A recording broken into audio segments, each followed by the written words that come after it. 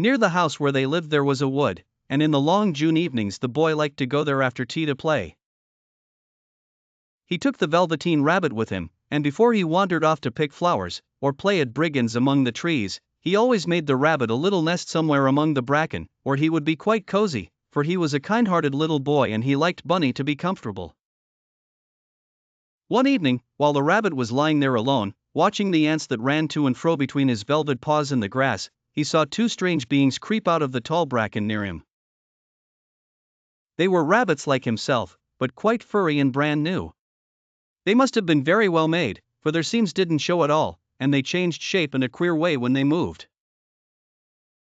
One minute they were long and thin and the next minute fat and bunchy, instead of always staying the same like he did.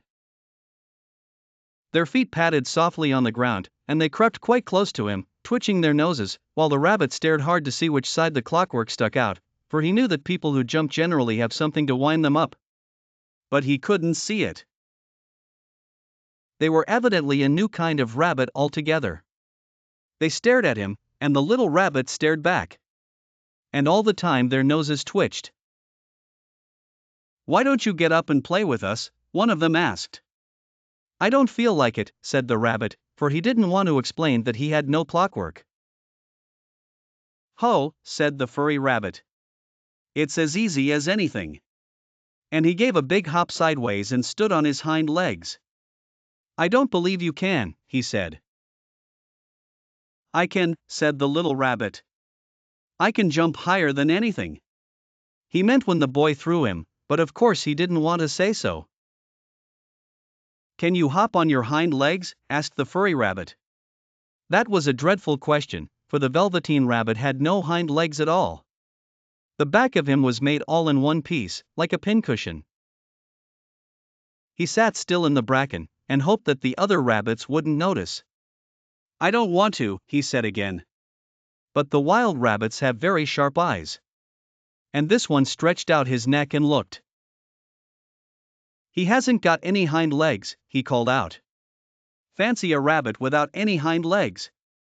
And he began to laugh. "I have," cried the little rabbit. "I have got hind legs. I am sitting on them." "Then stretch them out and show me, like this," said the wild rabbit. And he began to whirl round and dance, till the little rabbit got quite dizzy. "I don't like dancing," he said. "I'd rather sit still." But all the while he was longing to dance, for a funny new tickly feeling ran through him, and he felt he would give anything in the world to be able to jump about like these rabbits did. The strange rabbit stopped dancing, and came quite close. He came so close this time that his long whiskers brushed the Velveteen rabbit's ear, and then he wrinkled his nose suddenly and flattened his ears and jumped backwards.